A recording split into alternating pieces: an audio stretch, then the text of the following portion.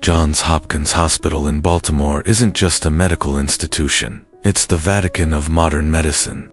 Since 1889, it's been the place where medical miracles happen, where the impossible becomes routine, where the brightest minds in medicine push the boundaries of what it means to heal.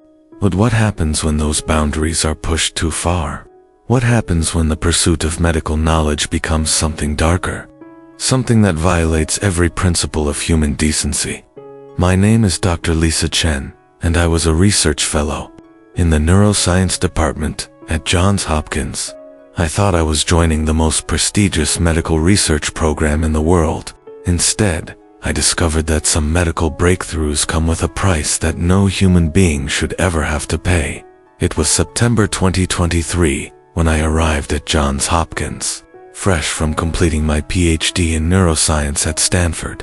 I was 28 years old, brilliant, ambitious, and completely naive about what cutting-edge medical research really meant in practice. My supervisor was Dr. Alina Volkov, a woman whose reputation preceded her like a shadow. She had been at Hopkins for over 15 years, publishing groundbreaking papers on consciousness, memory manipulation, and neural regeneration. The medical community whispered that she was either a genius or a madwoman, possibly both. The neuroscience wing of Johns Hopkins is a labyrinth of interconnected buildings, underground tunnels, and restricted access areas. As a new research fellow, I was given Level 2 clearance, which gave me access to most of the standard laboratories. But there were doors marked with red security badges, Level 5 clearance, that I was told were strictly off-limits. Those are the advanced research protocols, Dr. Volkov explained during my orientation. Work that's too sensitive for junior researchers. You'll earn access when you're ready. For the first 2 months, my work was routine, analyzing brain scans, running statistical models, writing reports on memory formation in Alzheimer's patients. Standard academic research. Nothing that would raise eyebrows or ethical questions. But then I started noticing irregularities. Patients would be admitted to our wing with one diagnosis, but their files would show treatments that didn't match their conditions. Young, healthy volunteers would participate in memory studies and leave the hospital looking confused, disoriented, like they'd lost pieces of themselves.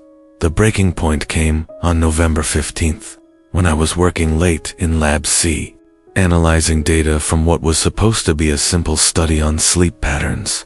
I accidentally accessed the wrong server directory and found files I was never meant to see. Project Tabula Rasa.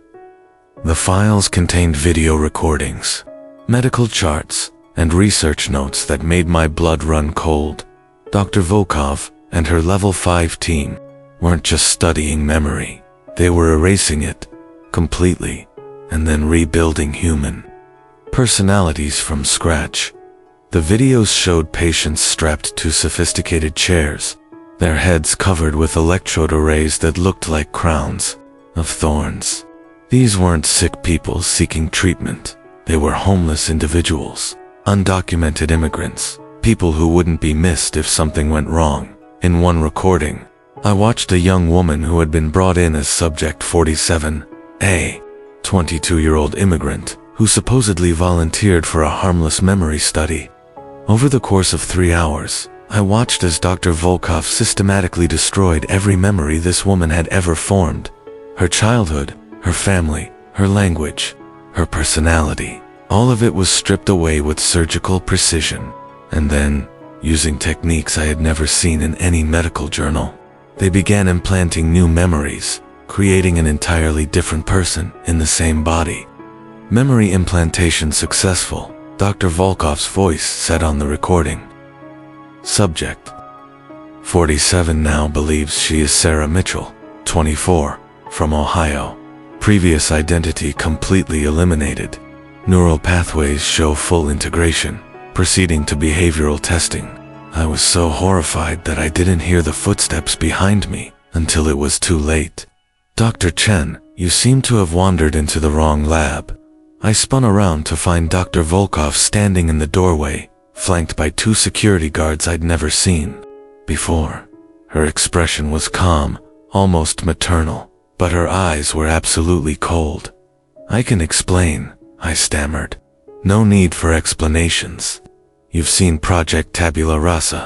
That means you have two choices. Join us, or become our next subject." She gestured to a chair in the corner of the lab, the same type of chair I'd seen in the videos, with the crown of electrodes waiting to strip away everything I was. "We've been watching you, Lisa.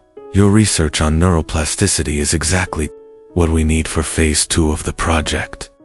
We can offer you opportunities that no other medical institution in the world can match. The chance to literally rewrite human consciousness." "This is monstrous," I whispered. "You're destroying people. We're improving them. Do you know what we've accomplished? We've cured PTSD by simply erasing the traumatic memories. We've eliminated criminal behavior by removing violent impulses. We've created perfect patients, perfect citizens, perfect human beings. But they're not human beings anymore. They're puppets." Dr. Volkov's smile never wavered. "They're better than they were, and you're going to help us make more of them."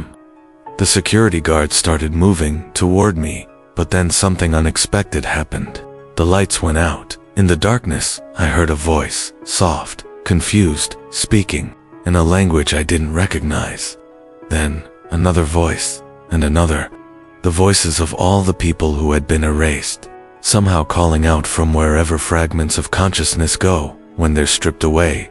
The emergency lighting kicked in, bathing everything in that hellish red glow, and I saw them translucent figures, standing around Dr. Volkov, dozens of them. All the identities she had destroyed, all the personalities she had murdered in pursuit of her perfect human beings. They weren't there for me. They were there for her. Dr. Volkov's confident expression cracked as she realized what was happening. "This isn't possible," she whispered. "We eliminated you. You don't exist anymore." The lead figure, a young man who looked like he might have been subject 12 or 13, reached out and touched her forehead. Dr. Volkov's eyes went wide, and she began to convulse. "No," she screamed. "You can't. My memories are protected. I have safeguards." But the ghosts of her victims didn't care about safeguards. One by one, they reached out and began to strip away her memories, just as she had done to them. Her knowledge, her skills, her entire identity, everything that made Dr. Alina Volkov who she was, began to dissolve. I ran through corridors I'd never seen before, past laboratories full of equipment I couldn't identify, until I found an exit and burst out into the Baltimore night. I never went back to Johns Hopkins. I never reported what I saw, because who would believe me? Instead, I moved to a small town in Montana and became a family doctor, the kind who treats scraped knees and common colds and never, ever touches the human mind. But sometimes, late at night, when I'm alone in my clinic, I think about Dr. Volkov. According to the news reports, she was found in her laboratory the next morning, completely catatonic. The official diagnosis was sudden onset dementia, but the doctors couldn't explain how someone could lose 30 years of memories overnight. She's still alive, in a care facility somewhere in Maryland. They call her Jane Doe because she can't remember her own name. She doesn't remember being a doctor, or a researcher, or the woman who thought she could play God with human consciousness. She doesn't remember anything at all, and maybe, just maybe, that's exactly the justice she deserved. Because at Johns Hopkins Hospital, I learned that medical knowledge without moral boundaries isn't healing, it's horror, and some research should never, ever be conducted. No matter how much it might advance human knowledge, the human mind isn't meant to be rewritten, and those who try to rewrite it might just find their own memories erased in return.